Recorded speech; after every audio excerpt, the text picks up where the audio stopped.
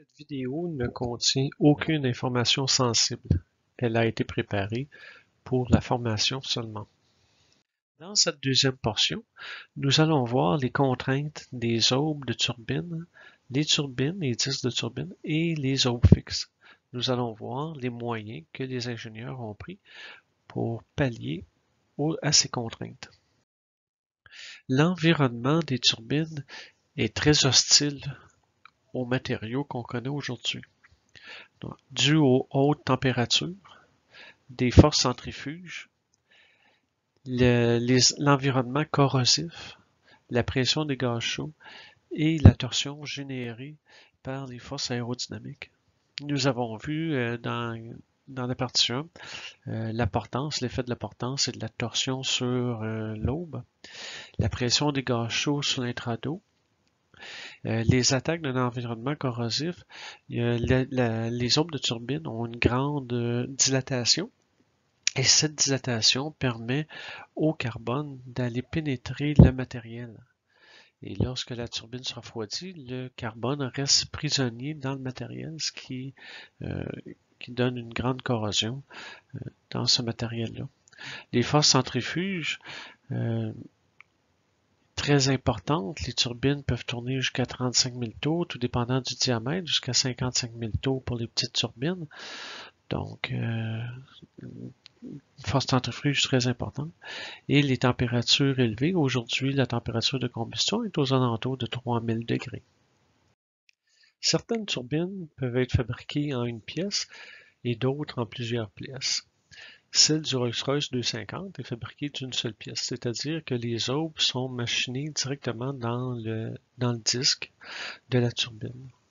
Tandis que la majorité des autres, les aubes viennent s'attacher avec des pieds de sapin, ce qu'on appelle des fairtree, dans un disque de turbine. Donc toutes ces pièces sont balancées et l'inspection ultrasonique est utilisée pour vérifier la structure. Lorsque les aubes sont attachées par des fairtree ou des pieds de sapin sur un disque de turbine, il est nécessaire de solidifier l'attachement avec des rivets ou des couvercles. À gauche, nous avons la représentation des disques de turbine ou des aubes de turbine qui sont retenus par des couvercles. Donc le couvercle numéro 7 et le couvercle numéro 9 sont maintenus en place sur le disque de turbine à l'aide des vis 11 et des boulons des écrous 6. La partie 10 est l'attachement avec le compresseur. En bas à droite, nous avons le disque de turbine d'un PT6. Donc on peut apercevoir l'aube 30B qui vient s'insérer dans un fairtree, dans un pied de sapin. Le rivet 20A qui vient retenir l'aube de turbine en place. Et nous avons le rivet 60 et 50 pour l'équilibrage de cette turbine. La liste des matériaux utilisés pour la fabrication des turbines, des aubes fixes ou des aubes mobiles est très grande, mais on peut énumérer ici le nickel, le tungstène, le cobalt, le titanium, le chrome, bien sûr le fer et tout le reste des matériaux. Donc c'est une grosse quantité d'alliages qui viennent faire la composition de nos turbines. La céramique peut représenter certains avantages au point de vue de la résistance à la chaleur. Donc, elle peut être utilisée pour un recouvrement. Les aubes peuvent être entièrement faites de céramique aussi. C'est moins utilisé, mais on a vu ça dans l'industrie, des aubes entièrement faites de céramique. Le malheur de la céramique, c'est sa faible résistance au choc.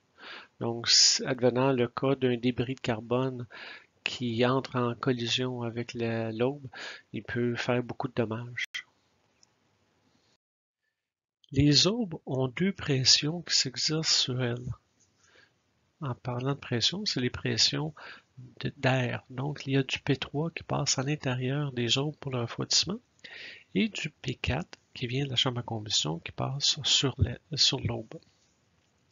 Donc, pour faire un bon joint d'étanchéité entre les deux, de petites doses sont ajoutées entre les aubes, que ce soit les aubes fixes ou les aubes mobiles.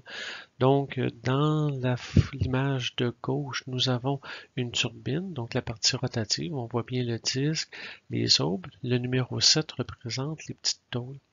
Et nous avons les deux couvercles qui viennent solidifier les aubes sur le disque. Sur la photo, nous avons une aube fixe du JT8D. Et vous voyez, de chaque côté, il y a une fente qui permet l'ajout de ces petites tôles pour faire l'étanchéité. Le domaine de la métallurgie innove beaucoup et permet aux moteurs d'augmenter leur rendement en augmentant le refroidissement des aubes. Donc au début, les gaz de combustion frappaient l'aube et peu de refroidissement était possible.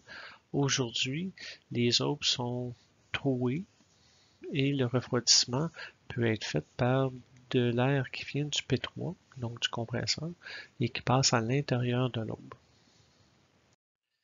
Tout d'abord, on doit se rappeler que le P3 est la pression la plus élevée du moteur. Donc la P4 qui sort de la chambre à combustion est moins élevée, ce qui fait que le P3 va pouvoir entrer dans cet espace-là. Donc le P3 entre par le centre inférieur de notre aube, identifié par une flèche rouge, et elle passe à l'intérieur d'un serpentin. Et au fur et à mesure de ce serpentin, elle sort par des trous en partant du bord d'attaque vers le bord de fuite. Nous voyons que du P3 peut sortir sur l'intrado, sur l'extrado et aussi au bout de notre aube. Tous les trous sur l'aube ont été soigneusement choisis et étudiés. L'angle de sortie aussi, de façon à améliorer le rendement de l'aube. Donc les trous en bout d'aube viennent fermer l'espace créé entre le bout de l'aube et le carénage, ce qui fait que le P4 doit absolument pousser l'aube et non pas s'échapper par cet espace. Donc les trous en bout d'aube viennent faire comme des winglets sur un aile d'avion.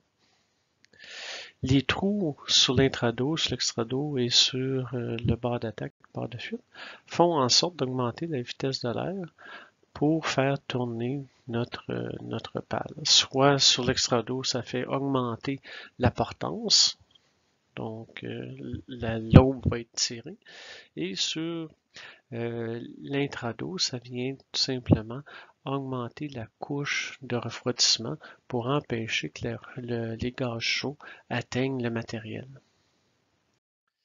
Le P3 est utilisé autant pour l'aube fixe que pour le rotor. Le rendement d'une turbine est calculé en fonction de sa capacité à récupérer l'énergie des gaz de combustion.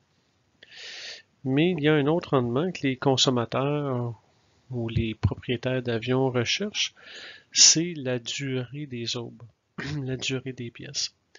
Donc, originalement, nous avions un alliage un peu pêle-mêle de nos matériaux qui fabriquaient l'aube. C'est ce qu'on appelle le grain original, donc aggloméré. Ça obligeait un HSI, donc une inspection de la section chaude, à tous les 2000 heures à peu près. Ensuite de ça, on est allé comme les arbres, dans le fond, un grain orienté. On s'est rendu compte que c'était beaucoup plus résistant à la contraction et à la traction. Donc, on est passé d'une inspection de la section chaude à 2000 heures vers une inspection de la section chaude à 5000 heures, ou ce qu'on appelait sans condition ou sous condition. Et les aubes, depuis l'an 2000, sont fabriquées d'un seul grain. Donc, avec une pression, une force centrifuge et un refroidissement contrôlé, les matériaux qui composent l'aube forment un seul grain de métal, ce qu'on appelle un single crystal blade. Donc, à ce moment-là, l'inspection de la section chaude est sous condition Donc, il n'y a seulement qu'un suivi par boroscope. Donc, le suivi, c'est tout simplement par la prise de données lors des vols, l'analyse des boroscopes. Donc, on appelle ça un ECTM, donc Engine Condition Trend Monitoring. À l'origine, les matériaux composant l'alliage étaient pêle-mêle et sans aucune orientation. Par la suite, la métallurgie a offert des moules qui pouvaient permettre l'orientation des grains. Aujourd'hui, l'aube est refroidie et pressurisée durant le refroidissement, ce qui permet à tous les matériaux composant l'aube de ne faire qu'un seul grain, qui la rend beaucoup plus solide à la traction et beaucoup plus résistante aux températures et à la corrosion.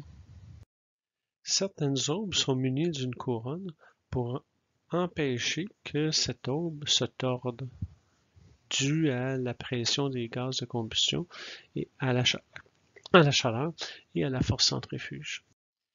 Ce carénage empêchera aussi le P4 ou les gaz de combustion de passer en bout de pale pour détruire la portance du bout de la pale.